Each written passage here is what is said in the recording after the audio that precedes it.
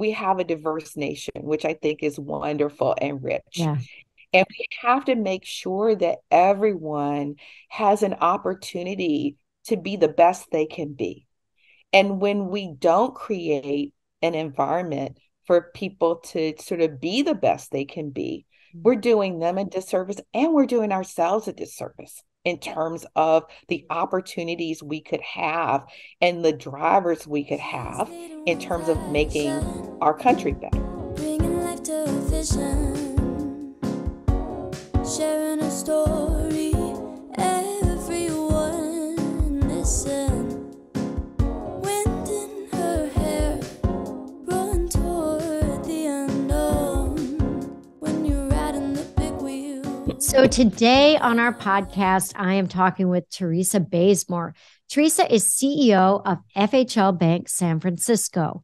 In her current role, Teresa is dedicated to partnering with the bank's member financial institutions and other stakeholders to promote homeownership, expand access to quality, affordable housing, and boost economic development in her three-state district of Arizona, California, and Nevada. The bank is a core stabilizing force in the U.S. banking system and enriches lives for millions of individuals and families, something that we're going to be talking about today. Teresa also serves on the board of directors of T. Rowe Price Funds and First Industrial Realty Trust, and she's received prestigious industry honors throughout her career, including being named to Savoy magazine's 2022 list of most influential Black executives in corporate America, which showcases executives, influencers, and achievers who demonstrate an exemplary record of accomplishments and influence while working to better their community and inspire others. I am so excited and so proud to know Teresa. And Teresa, welcome and thank you so much for being here today. Well, great. And thanks for having me. Of course. So, Teresa, you have got to be like one of the most busy on the road executives who I have ever met. And I know a lot of executives. In fact, I believe you're at a conference here today, but I've never seen someone who's on the road and at it more than you are. I think it's my type A plus personality, but I think that way my entire life. I don't think anything's going to change. Yeah, probably not. I'm a bit like you. So, as we get started, Teresa, I talked a little bit about your background. You're CEO of the FHL Bank, and congratulations on your latest award. That's a really cool achievement for you. I'm very proud of you for that. And I would love for you to just talk to people a little bit about your background, because you have a very interesting one. Where you started is not where one would have expected you to land. And I think that would be great for people to hear a little bit about your own journey. Sure. So I'm a native Virginian from not from Northern Virginia, but from the Norfolk Virginia Beach area. And then went to the University of Virginia, which I still love and have been involved in a number of ways. And then, but after growing up in a suburban neighborhood and going to a college town, I was intent on going to graduate school in a large city. And so I went to New York, can't get any bigger than that. And while I was in law school there, which was a great experience for me. You learned a lot, not just from school, but just being in an environment like New York. I was trying to figure out what I wanted to really focus on in my career. And I knew going into law school that I was interested in business in some way, but there are so many different facets. And one of the things I discovered was real estate. So after clerking for a year, I joined what's now DLA Piper. It was called Piper and Marbury at the time, and started doing commercial real estate deals. And one of my clients was actually a multifamily REIT, and they were building or financing the building of apartment complexes across the country. And we were using bond financing where there was a 20% set aside for affordable apartments. And so that's how I became familiar with that aspect. But then I really wanted to be in the strategy of the business and not just sort of doing deals. And so I started talking to recruiters, as they would call. So it's like, no, I don't want to go to a different law firm. And at the time, you now see lawyers go back and forth between firms and companies. But at that time, that hadn't happened yet. So I thought I should go to a big company just in case I changed my mind. And someone called me about the Prudential, who had the third largest mortgage origination platform in the country. But when they read the description of mortgage banking, my reaction was, well, that sounds definitely boring. And she talked me into going to the first interview. And what I found is that not only have I loved being in this sector because it is about putting people in homes, but it also is intellectually challenging because you have the whole consumer aspect Mm. of doing mortgage loans.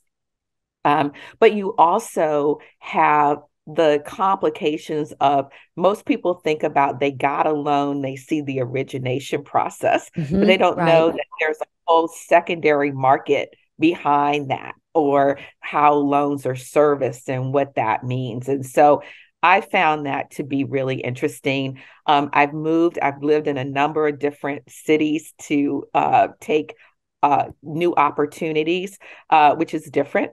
On a personal level, my husband and I have been married about 13, almost 13 years.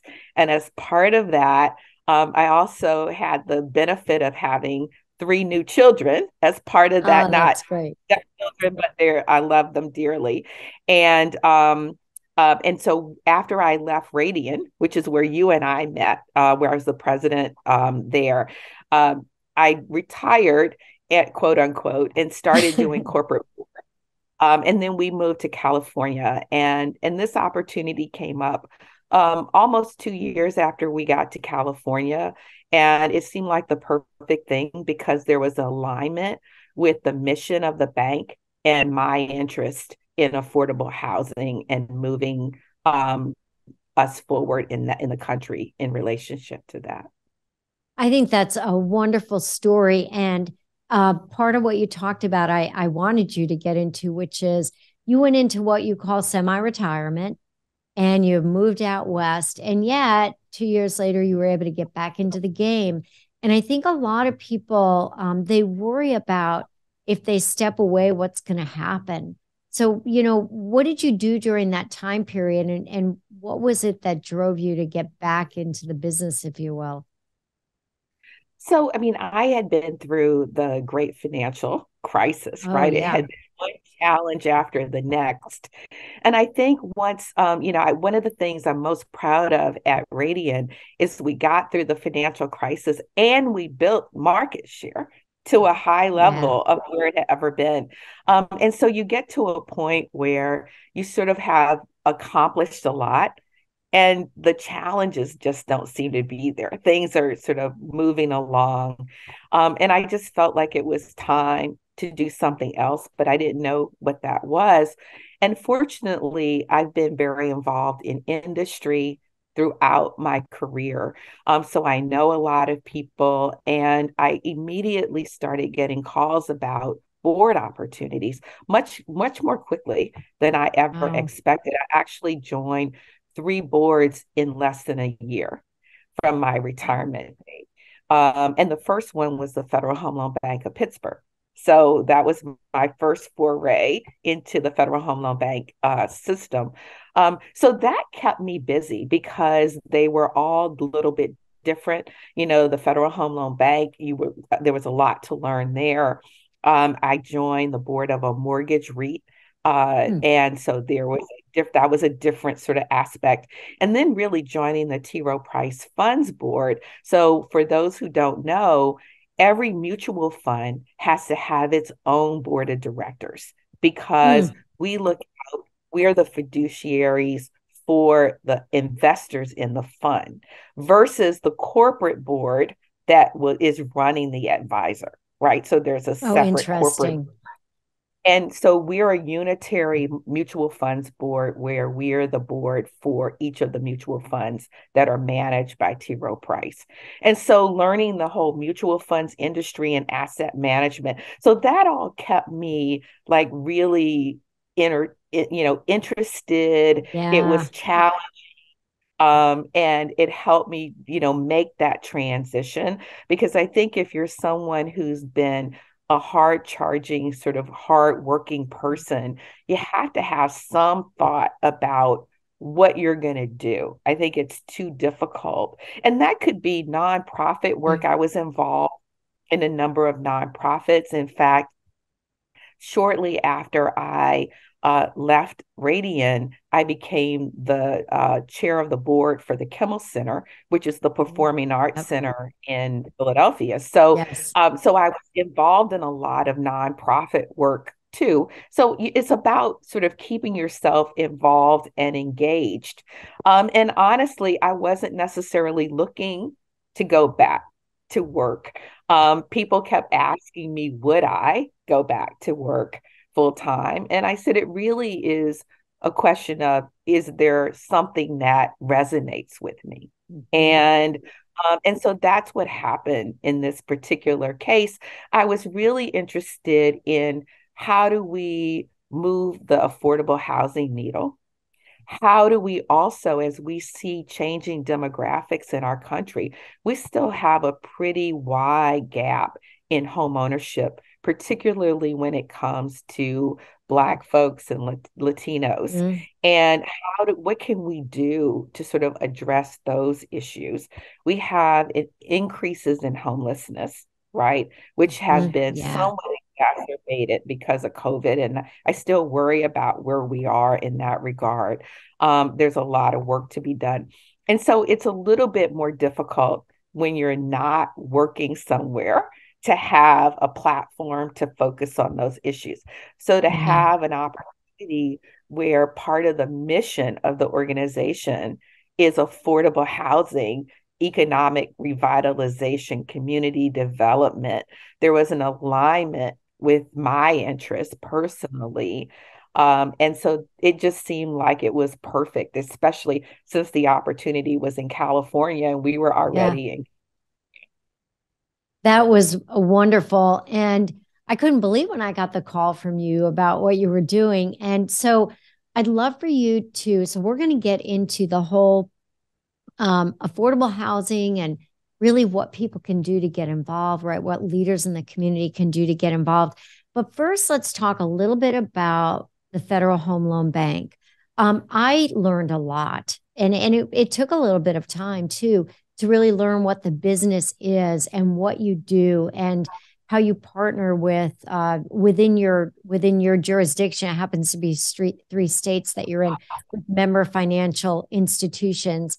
So, or they become members. So, talk a little bit about what they do, and you discuss affordable housing and community investment. Just kind of ground us all a little bit in that, if you would.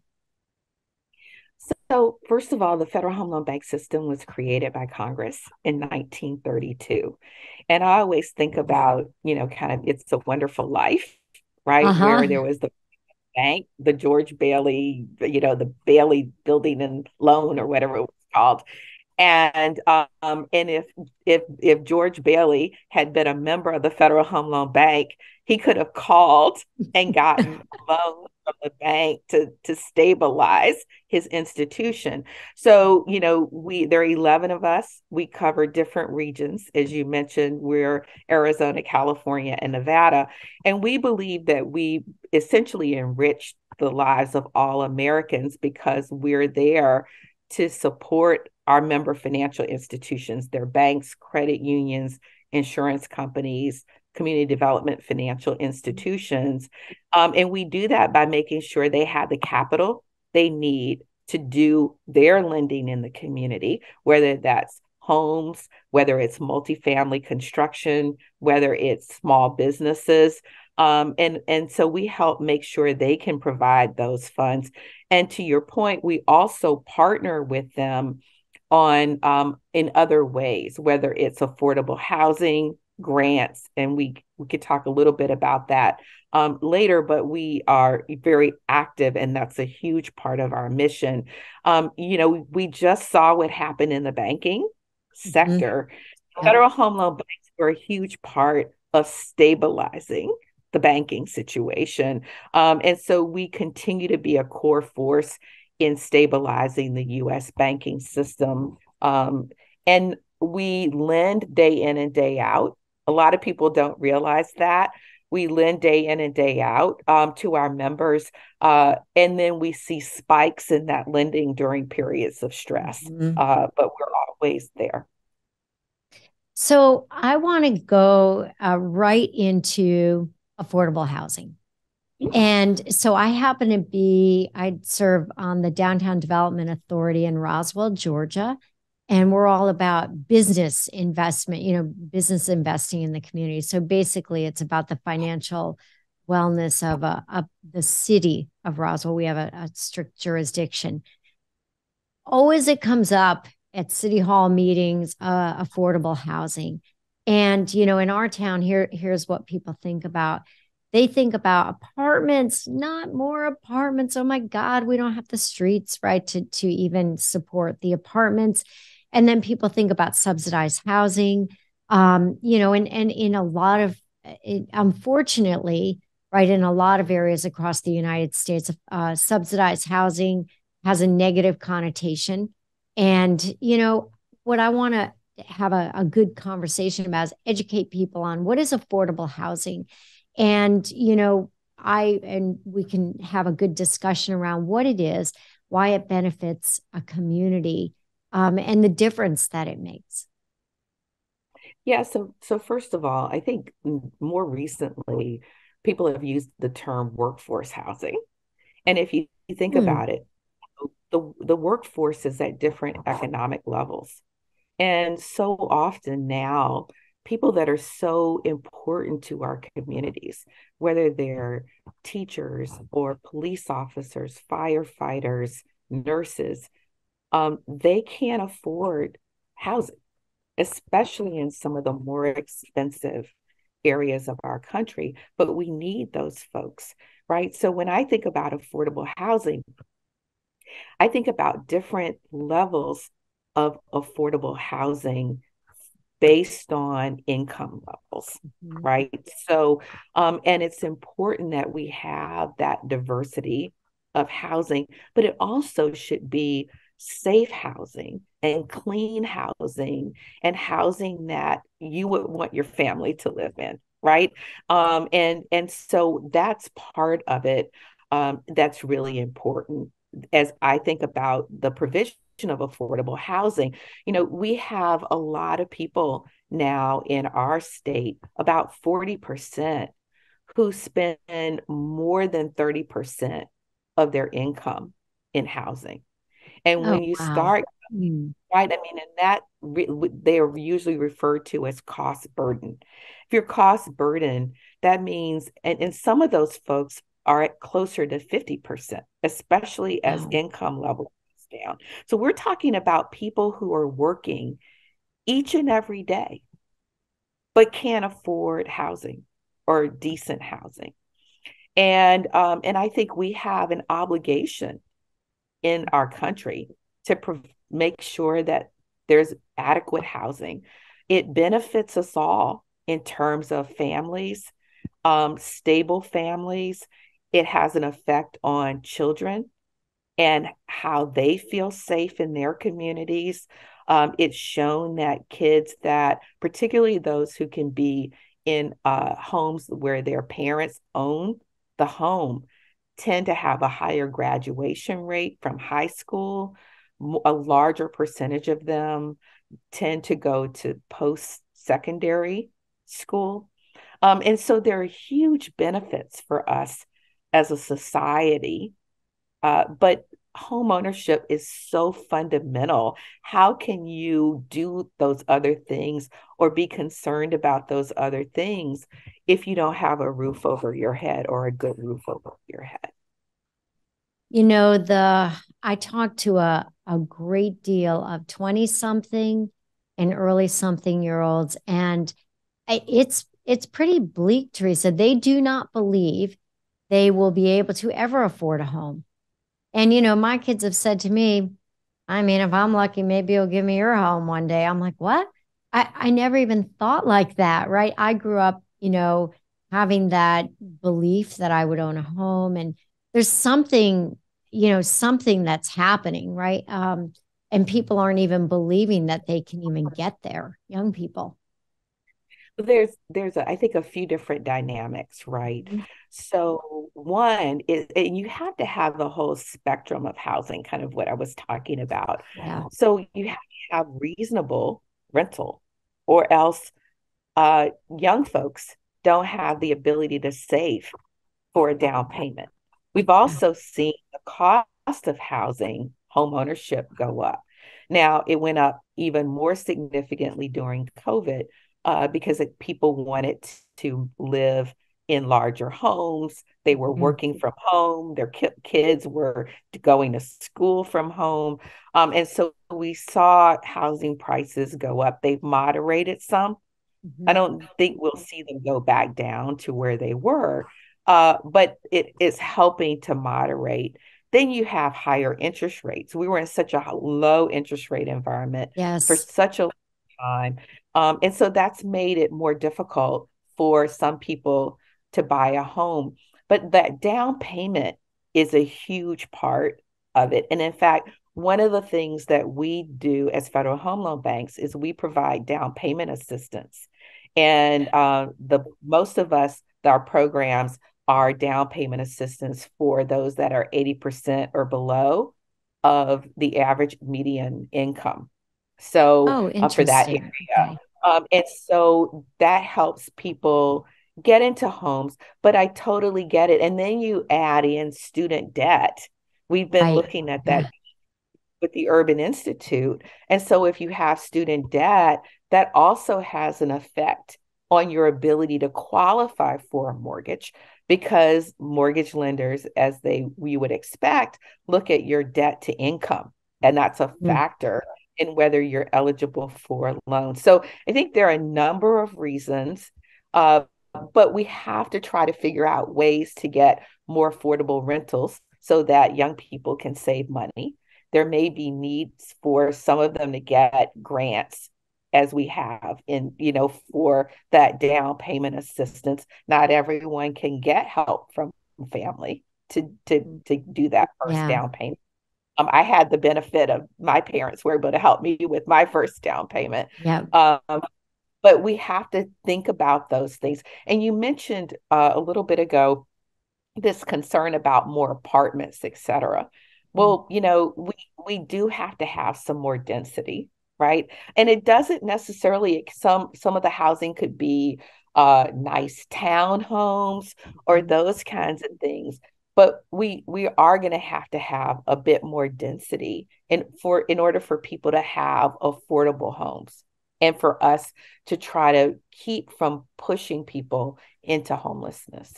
Yeah. Which is just unbelievable right now, the level of homelessness that we are seeing across our country. Yeah. Okay, we're going to pull this all together, but first I want to shift and talk about community investment because this is another area where the home loan bank can have a big impact within a community by partnering with the member financial institutions. And then I want to segue into what business leaders can do, but let's talk a little bit about community investment and what FHL Bank does. And, I don't even know. I know a little of the investment, like maybe it could be a park, but I don't really know everything that qualifies, if you will. And is it in underserved communities? Like, how does that all work today? So one of the things that we do, so we first of all, we have an affordable housing program that we Okay. can talk about, where Yes. we actually do large grants to help fund various types of housing, right? It could be housing for homeless veterans, it could be senior housing. We look at what the needs are across the district. It's a competitive program for those grants. And so that's a big chunk of what we do. Hmm. We also do the down payment assistance that I talked about. And I'm happy to say that at this point in our competitive grant program, we've now funded 1.25 billion that has created 148,000 homes, both single family rental and single family for purchase. Across the system, Wow. that's $7 billion. So the Federal Home Loan Bank system is the largest private provider of grants in this space. But we also do a lot of Wow. voluntary program, which is kind of what you're getting at and on the community development side. Each bank has different types of programs because we develop those programs on the basis of what we see as the need in our district. But we have a program called Ahead, and in that program, we make direct grants to community organizations and nonprofits who are helping to create quality job training and placement programs. It may be for financial literacy education, other opportunities around social services programs. Actually, when we had an employee town hall a couple of months ago, a couple of Ahead grant recipients came in and they were focused on helping childcare businesses. So think about, some of the rural areas where there's not childcare available. And so you have opportunities for, people in the community to create childcare in their homes or in a facility somehow, but they don't have the background or the information about what they need to do, how to run the business, et cetera. And some of these grants have been used to fund nonprofits that can help give those folks the tools. And so think about it, it's helping them create their own small business, but it's Wow. also been providing a service that's highly needed for the community where people can feel free going to work and earning income that they need to support their families, but not having to worry about their children being taken care of appropriately while they're at work. So that's another area, at our bank we've done about 700 projects. It's about $21 million that we've given over since I think 2008. We also do other matching programs. So we like to do things in partnership with our members. So our members are involved in our affordable housing programs. When we do down payment assistance, they're making the loan and getting the grant money from us to give to the new homeowner. Um, to make those deals happen. But we've done a lot of different matching grants where we've done things around disaster relief, as you can imagine, Oh, in our yeah. district, fire issues, pandemic recovery. We did a program last year with respect to homeownership counseling, where we put up $1 million and our members did another 1.2. So homeownership counseling agencies received 2.25 altogether, that help them provide counseling to folks to either buy a home or stay in the home. And so that's important. About a year ago, we embarked on a program with the Urban Institute out of DC that we are calling the Racial Equity Accelerator, and we're funding it at $1.5 million. But we have 4 areas that we're focused on, and one of the areas is: are there ways to address some of the systemic biases in mortgage originations and how we underwrite? Wow. Is there different data, other types of information like rental payment history that can be incorporated into those underwriting decisions? Another area is looking at automated tools and algorithms and making sure that those tools are being used, that the data that's going into those tools is not creating bias on in the future. We've looked at student debt And are there ways to address Mm. student debt going forward because that's holding a lot of people back from home ownership. And the last area is focused on how do you help people with short-term uh, issues, right? So I own a house, and something happens. People don't just walk away from their homes. Yeah. Usually there's something that happens. And are there ways to help people so that they don't have to walk away from their homes? If you think about home ownership, if you can own a home, not only does it bring all of some of the good things we were talking about earlier, but you can get a fixed rate mortgage, right? Your payment's never going to go up. And that means that as your income grows, your capacity to do other things also grows. And it also means that as the value of your home is going up, you're also growing the equity, right? You're able to then pass on intergenerational wealth. You may be able to use some of that equity to help fund your kids' college tuition. There's so many benefits to home ownership. So, so we're trying to figure out, are there ways that are still creating sustainable home ownership? Because what you don't want is to put people in homes they can't afford. But there Yeah, we've are seen ways that to look happen. at it. Absolutely. We don't want to play that again, right? No.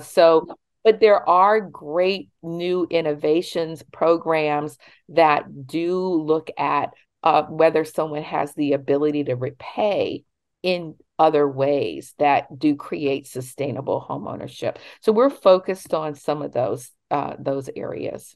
It's an unbelievable mission. And, well, I'll tell a story about community investment, but then I want to get back to these grants and then what business leaders can do. There's a company that we do business with. They're one of the largest suppliers of like equipment and apparel and equipment to high schools for their sports teams. And they actually take a portion of their revenues and they put it back into the community. And what they specifically focus on are the schools, be it branding, colors, fixing signs that are broken, right? Because they know that school pride also is a direct correlation to kids graduating, that it also impacts suicide rates, right? Having that pride and that connection in the community. So we know that there are pockets of things that are being done. And what I'm thinking about, I'm thinking about these grants, which is incredible, down payment assistance. And I'm thinking about companies that are in communities. I'm thinking about leaders that are there that are listening. And, how can they impact and like get involved? So do they reach out to their financial institution, find out if they're partnered with an FHL bank? Like, I don't, what would be some practical advice and things that they could do? Yeah, so I mean, I think one of them is that going to their financial institution, looking at different programs they might have. Are there ways for them to get involved? Um, but I also think there are other ways to, have a tangible, Mhm. impact in the community. And to your point, helping to improve how things look. So as a bank, right, separate, our employees do a project called Rebuilding Together.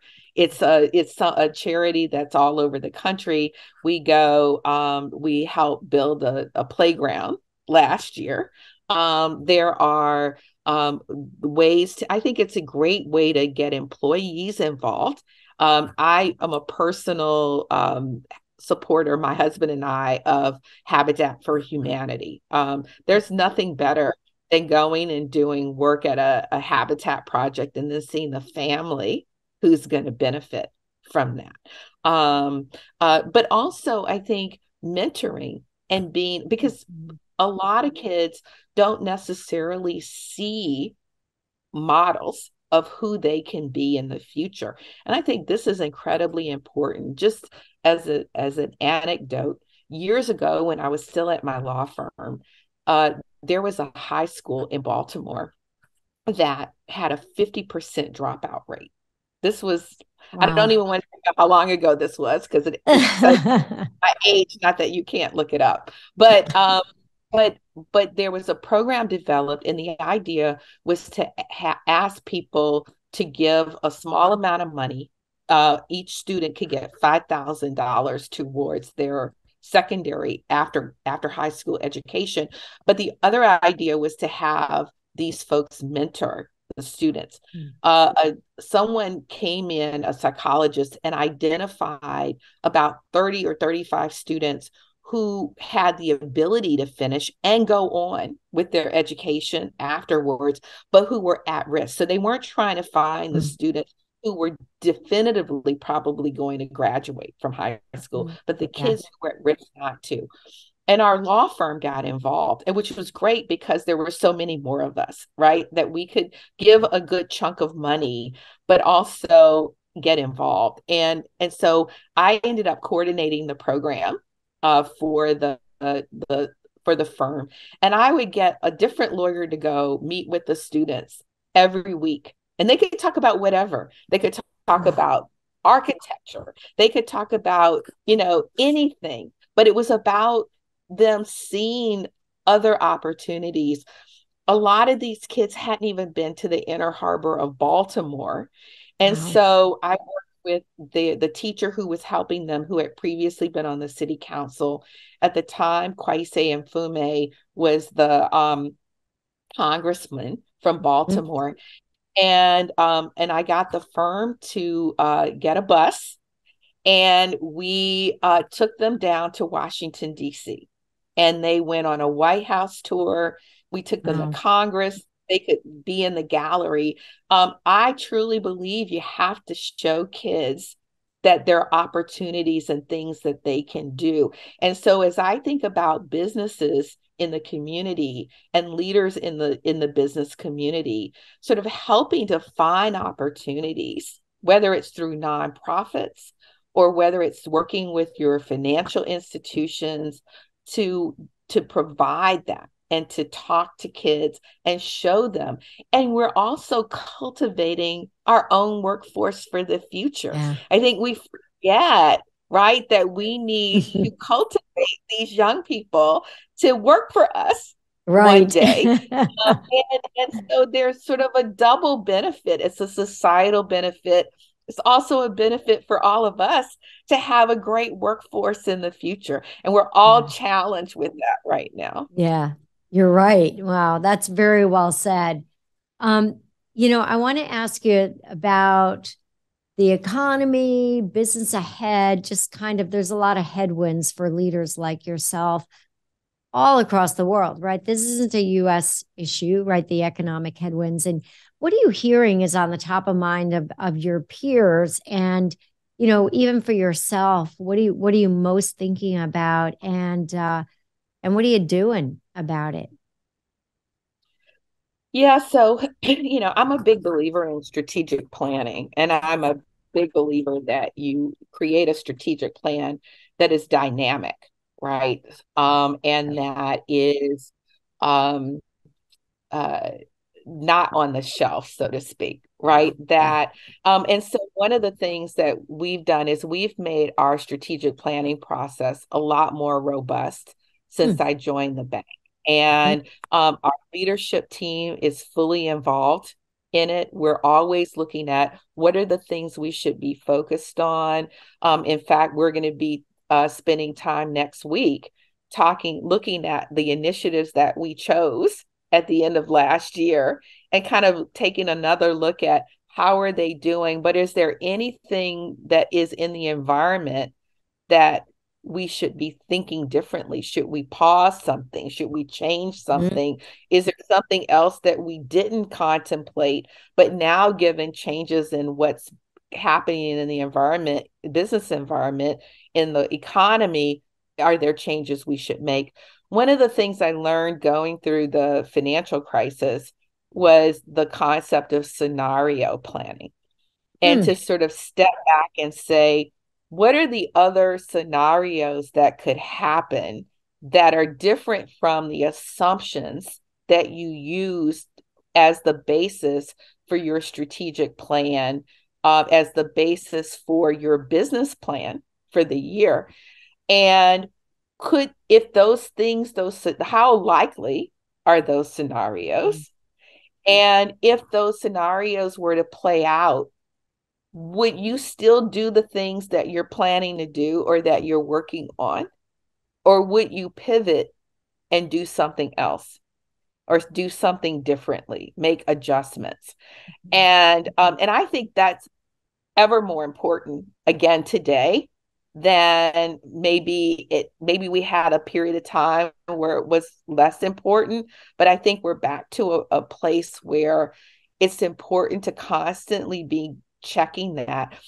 And also the other thing is, and this is challenging, but to try to figure out what are the weak signals of when those things are happening. What are those things you're looking for that could be a change that would require you to change? And how do you try to identify that those things are starting to happen?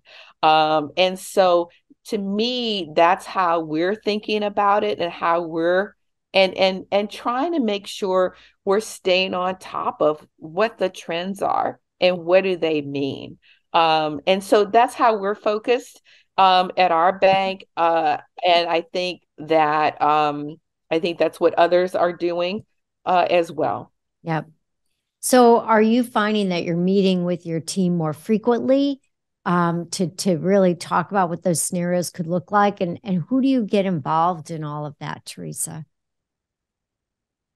So I have a pretty broad leadership team. I like that because I want different disciplines at the Yep. table. I want different viewpoints at the table. I don't like having yes people Yeah. at the table because I may have a view coming into the room, but I may hear other thoughts that I walk out of the room with a different view. And so that's what I want. And so, it's my COO and our, chief risk officer, our head of internal audit, our chief human resources officer, technology folks are in the room, including the cyber folk, one of the cyber head of cyber, our the head of DEI is in the room. So really trying to make sure that we have a lot of diversity of thought in the Yeah. room. Um, we meet as a team once a week, unless there's something where we need to meet more frequently. But we meet every week, and everyone can put topics on the agenda. We try to make sure we're not focused on sort of the mundane stuff that could be dealt with at other times, but that we're focused on topics that are more important or strategic, or where we believe everyone should have a voice in kind of thinking about the decision. And then we've gone to meeting usually about 3 times a year, sometimes four, to really talk and delve into the discussions around the strategic plan and our initiatives and how we're focused on that and whether we should be making any changes. Yep. And so that's kind of the cadence of how we're handling it. I think that's really good and important for people to think about. Strategic planning, account planning, both of them, right? We talk about being dynamic, flexible, include some scenario planning, ever more important. So I want to shift gears and talk about diversity, equity, and inclusion. You and I have had the conversation. You are an extremely accomplished executive who happens to be Black and female. And you're like a exceptional individual who's had all kinds of recognition and awards, and your capabilities and what you do is just incredible. And in spite of all that, right, and that's why I want to talk to you, we still, this diversity, equity, and inclusion continues to be a huge topic. Especially I think during the pandemic, it rose again even greater. And you and I were having a conversation that divides seem to be even getting greater for whatever reason. But I wanted to kind of get your view on what DEI means to you in the workplace, in a community, why it's important, and what we all can do, right? So we'll have a good conversation here, what we can all do to ensure that we're mindful, right? And thinking about it. And it just becomes part of our own muscle memory. Yeah, so I actually had a recruiter refer to me as a purple unicorn. And Oh, that was nice. Purple. um yeah, purple unicorn. But Purple but unicorn. we have a diverse nation, which I think is wonderful and rich. Yeah. And we have to make sure that everyone has an opportunity to be the best they can be. And when we don't create an environment for people to sort of be the best they can be, we're doing them a disservice and we're doing ourselves a disservice in terms of the opportunities we could have and the drivers we could have in terms of making our country better. Right. And Yeah. so when I think about DEI, it's about bringing everybody along and giving everybody opportunity. I think about it in terms of talent management, right? In terms of are we really sort of looking at each and every person and saying, how can we help them develop? What can we give them? And are we making sure each and every person has the ability to develop? And we're not just developing the person who reminds us of ourselves. And then inclusion is really important as well, right? Because people need to feel like they can bring their true selves to work, right? And that they can be who they are and they're going to be respected for who they are. Um, and we all have different experiences. Some of that comes from our different racial, ethnic, gender backgrounds, but some of it comes from our lived experiences, right? Some of which may have been different because of those things, but some of them are different not because of those things. They may be because of our interests, etc. And so making sure everyone feels like they have a seat at the table and that they're included and they're respected, to me is just how we should all treat each other. And there are opportunities for us. I think when you get to know people of different backgrounds, you find that we have more in common Yeah. than we have not in common. Right. We all care about community. We all care about our families. We all care about having a safe place to be, right? No one wants the bad things. And Right. so, if we could work together to make sure that we are um, doing those things and bringing everyone to the table, I think it would be beneficial. And look, we also have to recognize the demographics of our country are changing. Yeah. And it's important to bring everybody to the table, right?